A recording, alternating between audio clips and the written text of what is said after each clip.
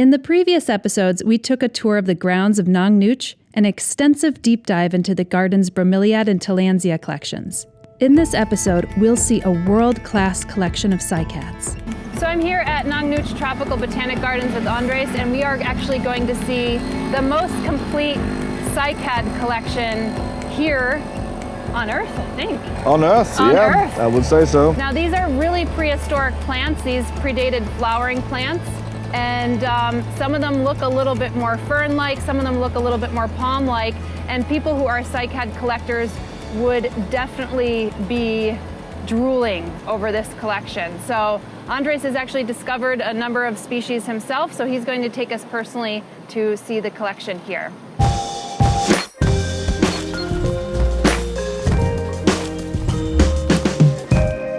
Okay, so this is the collection which we have named Hortus Botanicus. Should we drive in, or are we have to drive in, yes. Okay.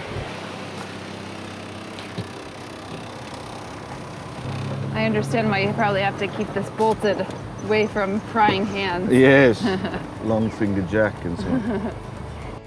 The cycad collection is planted in straight rows by genus for easy maintenance and because it's easier to keep track of the botanical records. So these are Flartos, which are only growing in Africa. Unfortunately, many of these species are extinct in the wild now and only exist in cultivation. Do you have both males and females of each species here? Some of them we don't because they're very rare, but we try to get male and female. That's what happens if you're a naughty cycad. Yeah. This is Flartos woodii, which was described from a single clump in South Africa in the late 1800s. A certain Mr. Woods, he dug out 2 divisions of it, planted one in Durban in South Africa, and the other one he put on a boat back to Kew in England. There it coned as a male, and it was described from the cultivated plant in Kew. So for the last 100 years, people have gone up back and tried to find it, helicopters and everything. There is no other plants left. That's the single individual plant left. So it's only propagated from division. And it's all male. And it's all males, yes. It is potentially, you could alter the sex of a plant chemically, but no one have really figured out what you need to feed it. I see. To change sex. So I mean that's a different aspect of cycad research. Is this not the one also at Hortus Botanicus in the Netherlands? Did they not get a division of that Indeed, as well? they have one. I mean every botanical garden worth its salt has a division of it. Yeah. So it's actually probably over 300 plants in cultivation, but they're all derived from a single individual. Right. So there's no there's no genetic diversity. There's only relying on the genes of that particular one. Exactly. Yeah. There have been attempts that they have actually take pollen from the male of the woodii and back-crossed it on a closely related natalensis. And they said after 5 back-crosses generation, you should get a pretty much woodii-looking thing. And that would be a female. Now, yeah, why not? Yeah. But still, it will always be a hybrid to me. Right. And because they grow so slow, so I think they're only on the 3rd generation now, after so many years. Andres and I continued to discuss the purpose of conservation. Are we spending money conserving one plant that can never be reproduced genetically and never be able to return to its native habitats? Or should we focus on more species that have greater genetic diversity and have a better chance for survival as a species?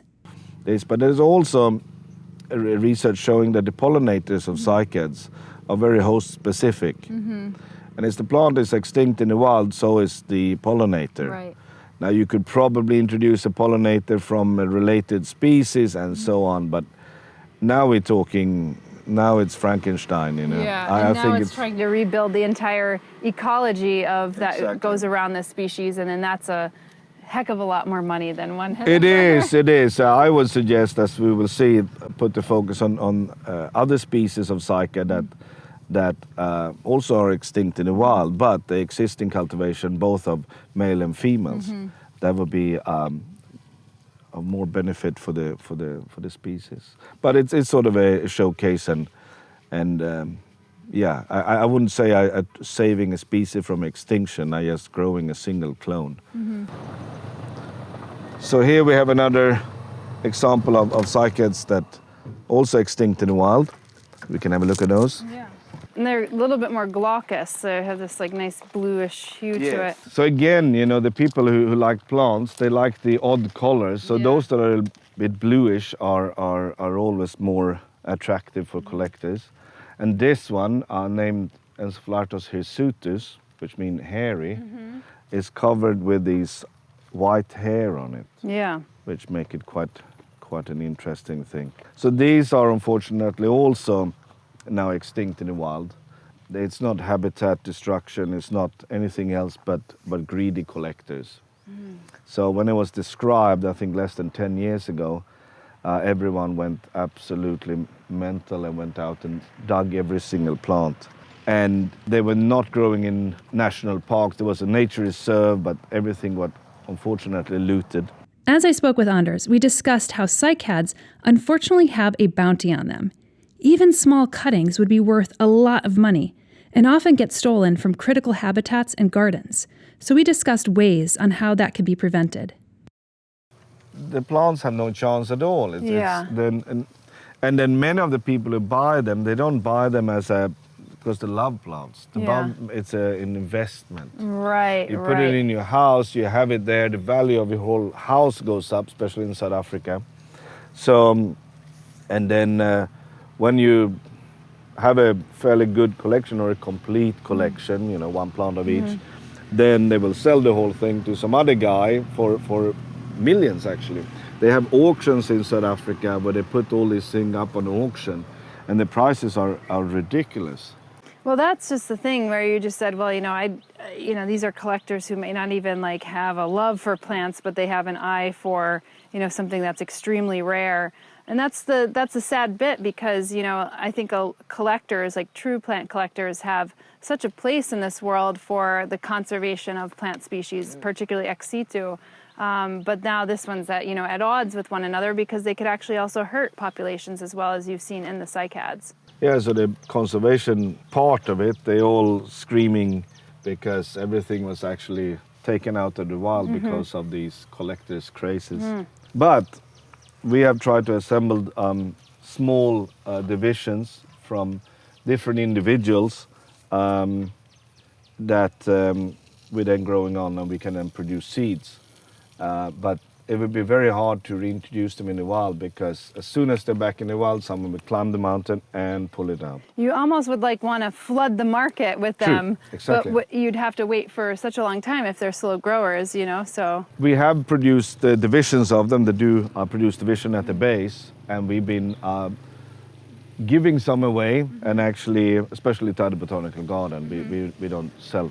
So we've been sending it for safekeeping in other botanical gardens, which often doesn't have the budget to buy these plants in the first place. But they have the ability and interest to grow them. So yeah, no, it's a problem for all the cycads, especially those that look a bit odd. But you would say that the best money spent would probably be on a plant such as this, where you have both male and female, and you could actually theoretically reintroduce it to the wild if you needed to, or at least flood the market or give it to other botanic gardens. And that's money better spent than on Woody Eye over there, who's the loneliest plant in the world. Right. Anders and I continued on the tour of the cycad collection. So we're going to look at this thing here, of course. So this is a cycad, indigenous cycas, which is only growing in Asia, with one exception. Is a species in Madagascar and coastal Africa. This is a species from India, and Cycas indica. I actually described this species, and it's quite distinct and quite threatened. It's just growing in one single spot in the center of India, and people take the new leaves to eat. Really? And take the old leaves to do flower arrangement, and they for not a Palm Sunday, obviously, but something similar. They use the leaves for flower arrangement. Now, I'm not a cycad expert by any means, but I've never heard of people actually eating cycads. No, you can. Don't do it at home. Don't try this at home. They are toxic, and you have to boil them up through the waterway, and you have to do it repeatedly, like some of the mushrooms and things. Yeah, they always tell you not to bring the cycad in the house if you have animals or pets or small kids. True. They are very toxic, and they harden off leaf. Don't even try. The soft, young, tender leaf is what they're eating, but they still have to boil it up. And I think it's more a food of famine than anything else. I was going to say, yeah.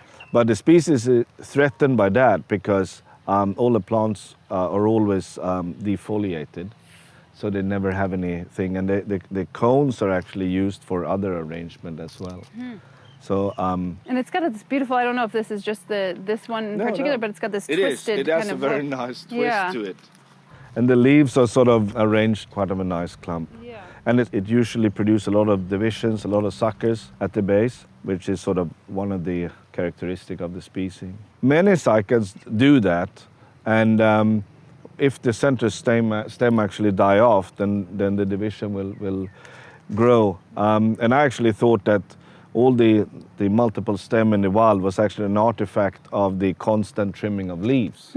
But then growing the plants from seed like this, they're still doing the same. So that was an interesting thing. Then we have other species. This is a species. I think I recognize this name. Yes, it was described after me.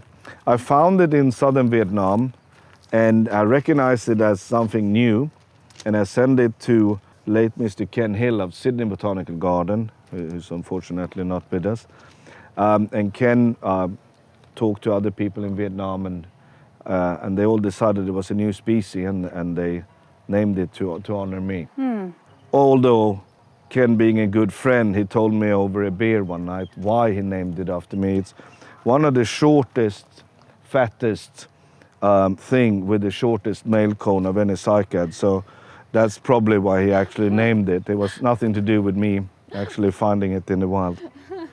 But that's what friends are for. Hey, you know what? You take it either way. Yeah.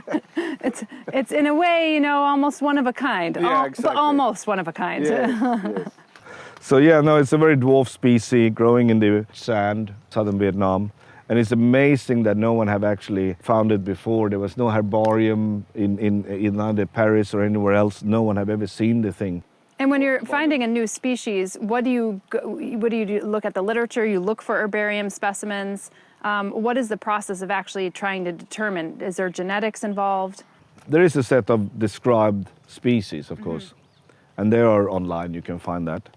It's actually a Cycad list, which is managed by Michael Caloni at Montgomery Foundation in Florida, and he has the updated list of all the described species.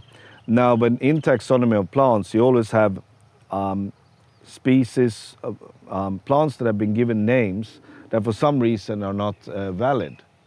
It could be like they didn't put the whole Latin sentence or something like that. So those are names you also have to deal with when you name a new species. You have to see that they're not, you cannot use a name that has been used. You cannot, of course, re-describe something that's already been described. And of course, if you have molecular information to back up that is actually separated from the already described species, then you're in the game. But at the time, we didn't have that, but we just looked at the male cone and the female structures. This is the female here. And as a dried up male cone there, by comparing that to other described species, it was evident that there's nothing looks like it. And now, how many species of cycads are there right now? Well, I was saying there was around 342, I think. But like, I'm still alive, and people said, "Oh, is that named after you? Are you still alive?" People have the impression that all these things were done 100, 200 years ago. Yeah. And all these people that is named after, they're like funny people that died. But that's not the case, and especially not for cycads. First, a lot of new species of cycad have been discovered from molecular work. People have looked at this and looked at that, and the morphology was very similar, and then the molecular shows that they're actually different species. So then they have to be redescribed. Another problem with cycads and many plant group is the naming wasn't correct. So we have been calling something this name, but in the end of the day, that name is not valid. So then we have to redescribe that thing. And of course, the people who collects them or hobbyists and stuff, they all get, no, they're changing the name again. Don't you have a job to do? You know, don't they run out of new species to describe? So they have to rename the old ones. You know, to be consistent in the rules of nomenclature, like Linnaeus started, you have to follow those rules. And when you start looking at many of these plant groups, the rules hasn't been followed that well, and no one has revised that group of plants. So when you revise, you backtrack and look at all that thing, and it's a horrible thing. And then some of when you describe a new species, you got to have a dried herbarium specimen, a type specimen. And nowadays we all try to put we cut 5 leaves from the same plant at the same time. And then the flowers and so on, cones in this case, and separate them into different herbarium in the world. Because the herbarium in Brazil has burned down. And many of these cycad was actually, the type specimen were in Berlin. Oh, wow. And that took a direct hit. Yeah. So there's a lot of type specimen destroyed then. And then, so that things happen. Yeah. So it's important that you spread things around. And also for the living plants, of course, it's important that if we have it only, that's no good, you know. Right. So we've been sending seeds to other botanical garden and institutions and so on. So there's like 342 more or less, and they're being discovered potentially, for different ways, meaning in the wild or from molecular genetics. How many do you have here of that 342 at this stage? We have all but 3. All but 3, okay. Yes. And then where are those 3? Are those extinct, or are they elsewhere, or?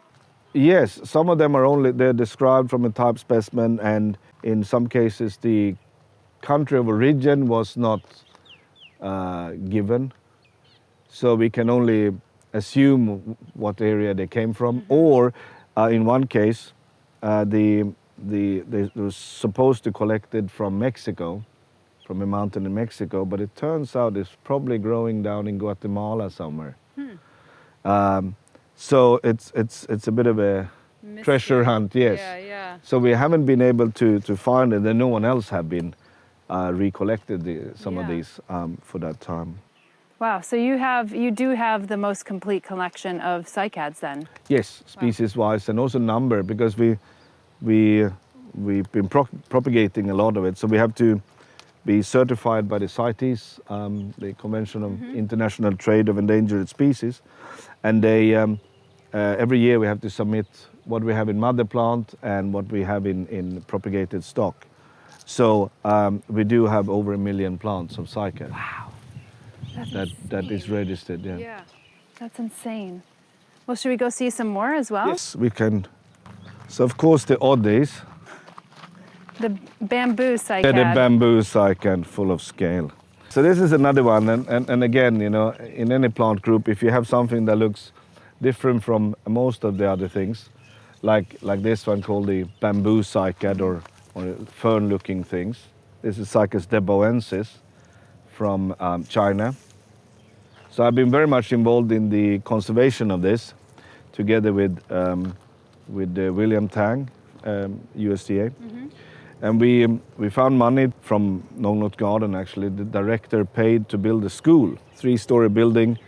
Because why are the locals digging them up and selling them? Because they need money to pay for the kids to go to school, which is very far away. Yeah. So, all right, then let's build a school there. And I went up to Beijing and lobbied to get the Ministry of Education to give them a proper teacher, which they did. So that was very good. Now, lately I was there 2 months ago, and now they actually build a much bigger school in the same village. So it's not really functioning, but the population of Cycas deboensis has rebounded. Wow. So now they don't collect them anymore. There's a lot of plants on where they grow, and it's actually protected because of the people who using that no longer need to use it. Yeah, it's a really great way to kind of just showcase that sometimes the conservation of species is really by working with the people in the area and not necessarily building a fence or a structure or whatever along those lines, but actually engaging and seeing what they need in order to be able to protect these species. And it was as, it's not simple, but it's as simple for them as building a school for their children. Yes. Yes. No, and we also build a water reservoir, so they had water and everything. So it was. I think that's the way to do it. If the problem is the locals who utilize the land for something, instead of just banning them to use the land, there should be some sort of negotiation there so they can use the land without harming whatever we try to conserve. Indeed. So that's the sum. As you see, this is the whole collection here. These are all in the genus Cycas, which is from Thailand. We have 12 species in Thailand. There's also from Vietnam, surrounding country, from China, Vietnam, Indonesia. Is that the fruit right there? Yes. So this is the seed that comes out on the. So in the genus Cycas, which is the most primitive of all the Cycas, the female has what is called a megasporophyll. So along the. Looks really otherworldly. Yes, and there are actually fossils of these, Crossosamia, collected from northern China. What period of I think it was 260, 280 million years ago.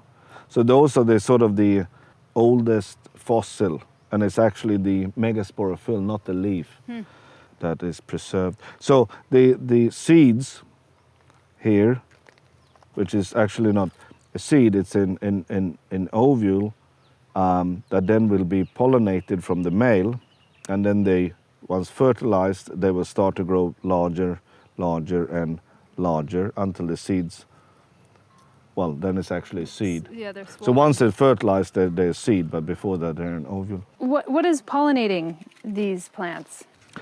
So that's very interesting because there's a number of different things, very primitive things. Some of the macrosamias in Australia are pollinated by thrips. Oh yeah, thrips, which are what you sometimes think of as hurting your plants. Yes. So there's a new genus that they have described. It's a cycadothrips that only pollinate cycas in there. And then we have in mainland Asia and most in the Latin America and Africa, there are snout weevils. The ones with the little, look like Gonzo from Sesame Street that have that little funny... In South Africa, actually, they have things they have a snout that is almost 3 times longer than the body of the animals. And they are the one who pollinate the cycad. Now, at the garden here, we don't have any natural pollinator. Probably because once the garden started, they were quite heavy on the insecticide, and even the Thai pollinators doesn't exist here. Oh, that's sad. Okay. In one way, but for the cycads here that we try to keep pure, they will not set seed unless hand pollinated by our staff. So we don't have to worry about that we get unnatural artificial hybrids in the garden. Right. For palms, they're pollinated by bees and they go every which way. So you're ending up with diluted, hybridized and not pure seeds, which cannot be used for reintroduction or anything else. And provided that you have a male and female of the same species, you could hand pollinate every single one here. Yes. Okay. But the female is not receptive sometimes at the same time as the pollen shedding. So we have developed a program where we collect the pollen, we pre-dry it in a dryer, and then we freeze it at minus 25 Celsius. That has been done research on, and it's actually very, very good. And many gardens now in the US and so on, they copy our way to do it. Before, people were they were drying the pollen with silica gel, which constantly dry the pollen to such extent as the pollen dies. So you put a little bit silica gel in this and you put it in the freezer and whatever. And it's no longer viable.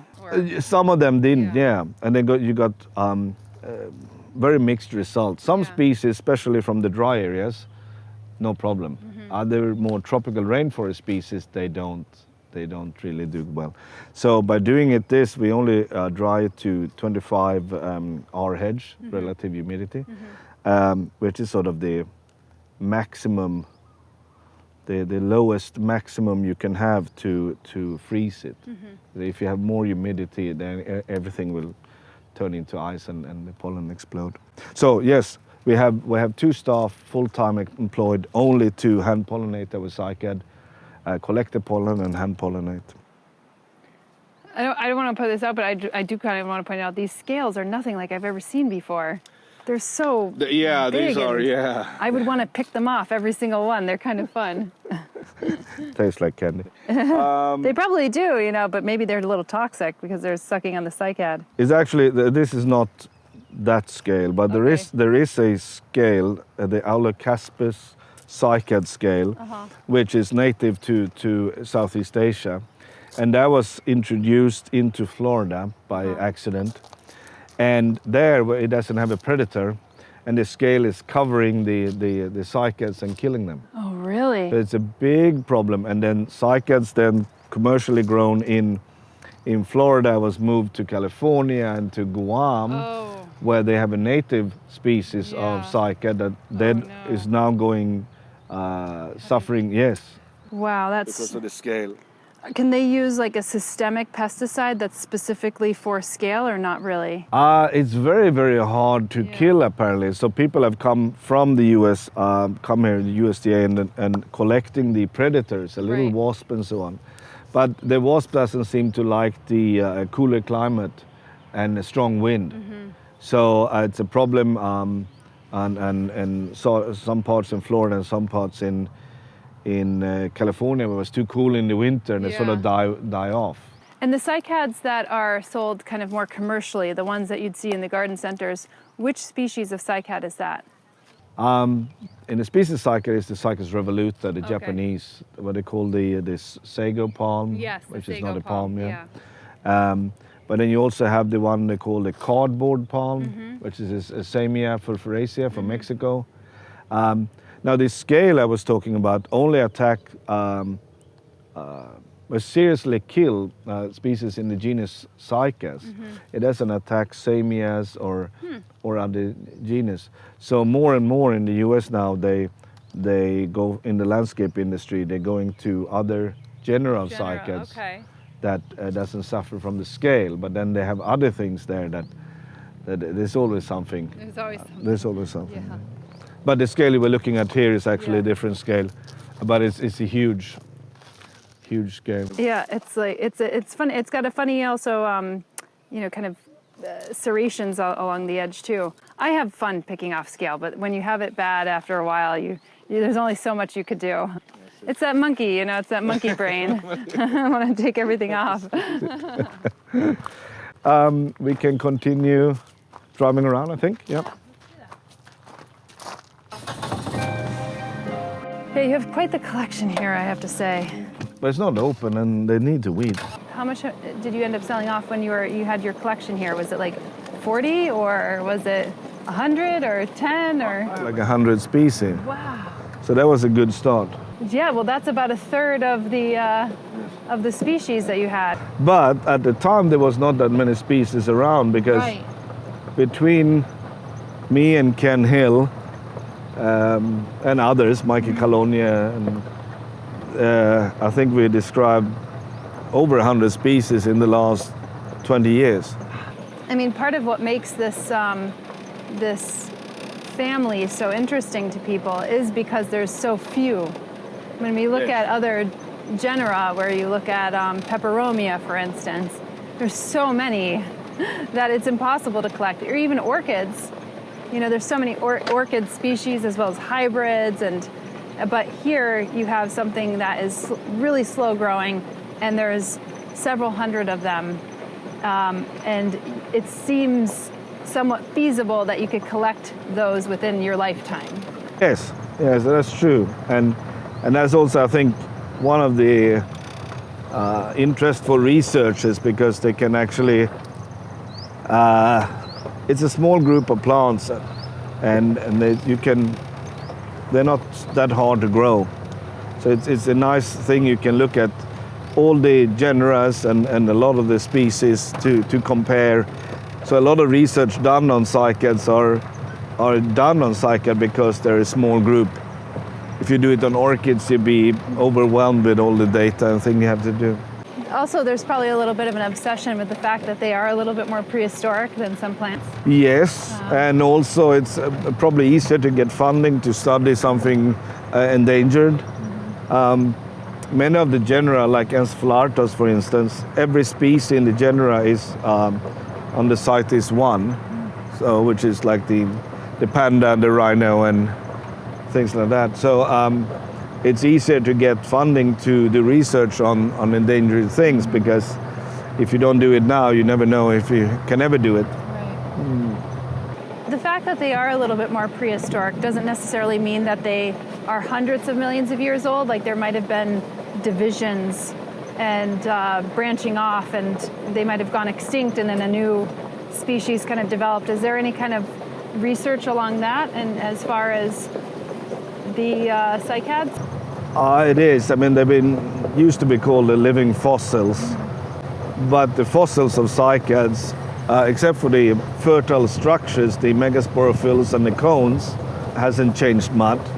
But the leaf, most fossil cycad actually were not pinnate leaves. They were a solid leaf, like a heliconia or a banana. That's really interesting, considering that all of them have these pinnate leaves. Livings now, there is none with having the fossil structure of leaves, and there was different branches of them. Some of them had actually, they were not cycads, but they had actually a flower structure with petals on the stem, and they all went. They were flowering out of They look like cycad, but they had flowers, not cones. And they completely went extinct. There's nothing left there. So that could have been like one of the first flowering plants? No, it's not considered. Okay. It's not considered. It's still, I think it's called a seed fern. Okay, a seed fern. Yes. Because they actually had seeds, so they're still leaning towards that they were more ferns than anything else. But they look very much like cycads. So here you have more. It's all for the ex situ conservation. Like you see all the bamboo thing here. So these are plants grown from different seeds collected from different mother plants within the same population.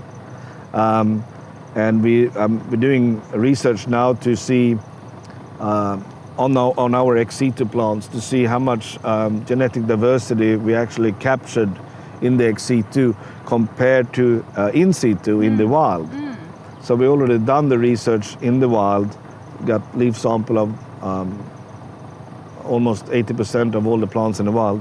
It wasn't too many. Yeah. And then now we're waiting for the result of the cultivated plants here to compare, because when you say you have them ex situ, then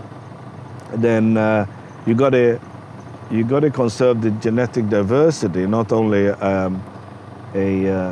single plant or a single clone. Exactly. Or you have two plants, one male and a female. Yes, you have. That's it. You know, Right. It's not really it. Here's another thing. These are Cycas micronesica, which is endemic for a few islands in Micronesia, particularly on Guam and Rota, which is part of the U.S. territory. But then you also have it south of it in the Federation of Micronesia, on Jap, and on Palau. So these cycads are endemic for that area. They have a few interesting things that you don't see in other species. The leaves are fairly soft, not as stiff and plastic as normal. Well, the Australian ones also seem a little bit, at least from looking at them, they seem a little bit more frilly. Yeah, they're more friendly, yeah. Friendly, yeah. But they're quite tough, actually, in the end. Well noted then. Yes. Lacking any spines on the petiole, because on these islands, of course, there is not much of predation from any other large mammals. I don't think they have any real large land mammals. No need then to develop those spines. Exactly. So they're quite distinct species. Now, this Alocaspis scale was introduced with commercially ornamental cycads, and it's decimated, is basically extinct on the island of Guam. Rota hasn't got so much damage yet. Yap and Palau has not got the scale yet. Yeah. But that could be very easily brought over with all the typhoons and things, and possibly people bringing a cultivated plant from Guam. And so this gene bank here, these were given to us by researchers in Guam. They collected seeds on every female plant in every population known, and they send us the seeds here for safekeeping. Now, most of those mother plants and most of those population are completely gone. Wow. So this is the... Props to that researcher for taking a proactive effort. And then, and that was just on Guam. Is the genetic diversity on Palau, different, or has that not been studied? It has been studied. In Palau, there's only 3 populations of them. They only grow in 3 spots. But in Guam, they were very prolific. Not sure why. There used to be a fruit bat, also extinct now, that were apparently eating the seed and possibly spreading them out on the island of Guam, because the distribution of them on the island of Guam was amazing. They grew everywhere there was, in golf courses, and they came up in ditches and along the beach and up on the hill and everywhere, which you don't see on Yap, which only have, I think, 3 populations as well. And doesn't have the fruit bat? They do have a fruit bat. They do have a fruit Just bat, but for some reason they don't spread. There's not multiple population as you see in Guam. But so they're interesting, but unfortunately the bat is gone. A lot of other native birds and animals, well, there are no animals, but birds from Guam are gone, and now the cycad.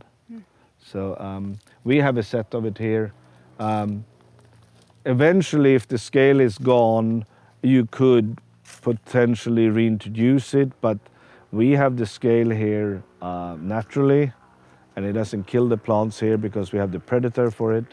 But if you're going to reintroduce it, we have to reintroduce them by clean seeds. Right, and you have to get rid of the commercial industry of that is bringing them in always constantly anyway. There'll be new scale coming in because people, and it's very hard to regulate. So as we know now, it's more or less on Guam, it's basically gone. Okay, so we can go have a look at other things. Anders shared with me the seriousness and sophistication of their cross-pollination program. So you're really keeping way more than just 3 of a kind here. You're really, repopulating a lot of these cycads. Yes, definitely, because cycads, well, we focus a lot on cycads, basically because I like them. But well, here's another one. This is Samia wascesi. This is a beautiful one. It is. Looks like a nice hedge planter. It is. It is, and that's why it's almost gone in the wild. They just rediscovered their population last year, but it was thought to be extinct prior to that. They were dug up, seeds collected, everything, and was exported to all over the world. And in the US and Australia and so on, they used them as a hedge plant. Now we then had plants from cultivation that we got from the US, and then we've been producing seeds from that. So now this is our mother plants where we then produce seeds to use in landscaping here in Thailand. So these are the ready plants behind us here in the pots. So those are the ones we can put into landscaping, and then people can have a rare cycad without Removing affecting. them from the wild. Exactly, Yeah. exactly. So that's the thing, and then the price of these, of course, have dropped. So for almost extinct in the wild cycad, these are very cheap. I feel like that's the answer to so many of these issues of is just flooding the market. Like even with something that's not rare, Pilea peperomioides, which came out of China, and it was only found in the Netherlands, and then we couldn't get our hands on it in the United States, and people are charging $40, $50, $60, $70 for a relatively easy plant to even propagate. As soon as you flood the market, it's available, and the prices are like now $5, $6, $7. So this is the display garden or the public part of the cycads. So we can stop here and have a look at those. I hear the dinosaurs in the background. Oh, okay. I thought it was my stomach. I was rumbling because it's close to breakfast, to lunch. Yes. Yeah. So these are the cycads where they're put in the ground and they're growing a bit more natural. We still keep record of what species is growing where, and but this is sort of a Jurassic feeling here with all cycads surrounded, and I think much appreciated by the public. Yeah. They come here and feel the Jurassic and hear the dinosaurs. Well, what are these species now that I'm looking at? The one behind us with the short leaf, those are Cycas revoluta, the sago palm. The typical ones that you could find in a garden center. Yes. Yeah. Short, nice, compact leaf. It's a very beautiful, artistic looking, architectural correct plant. It's from southern Japan, from Okinawa and other small islands there. Now the tall one here with the long leaves, which is very, very similar, has been described as Cycas taitungensis, and that's from southern Taiwan. Now they're very closely related. This one has longer leaf and this has shorter leaves, and even in cultivation they don't really change. This is actually a Thai species. This is Cycas clivicola. That's a cliff-growing species hanging on the limestone cliff over the sea. If you go down to southern Thailand, to all the nice island there, and you have the limestone cliff, these hanging off the cliffs there. Well, what's so interesting is that this is hanging off a cliff, which is difficult to get to, yet it still has serrated petioles. Yes. Now in Thailand we have a lot of langur, and they always climb up and they take the seed and everything. The way to find seed of it is whatever the monkeys dropped on the ground. I see. And they also they disperse it. We also have a lot of rodents, giant squirrels and so on that attacks them. So yes, well, non-island things, they all have a lot of spines. Actually, the Micronesian is probably the few species, the only species in the genus Cycas that doesn't have spines. So thanks for taking me through your public display and also the private collection of cycads. I mean, that is phenomenal to be able to see a very complete collection. Yeah, thank you to come and visit. We are, as you can see, very proud of it, myself particularly. But I think we should be proud of it. It's an honor to work at this garden and take care of this cycad now. So thank you for coming. Thank you. So that was an impressive collection of cycads here at Nong Nooch Botanic Gardens. We're so happy that Andres could take the time to actually show it to us, because there's so many special stories, not just on these prehistoric creatures, but also on the conservation of them. So remember, if you like these episodes, then plant your finger on that subscribe button, and you can tune into my daily journey every week on my blog at homesteadbrooklyn.com and on Instagram at homesteadbrooklyn. See you guys later. Interested in developing a deeper relationship with the people and plants around you? Then check out my book, How to Make a Plant Love You. Cultivate green space in your home and heart. More information up on my blog at homesteadbrooklyn.com.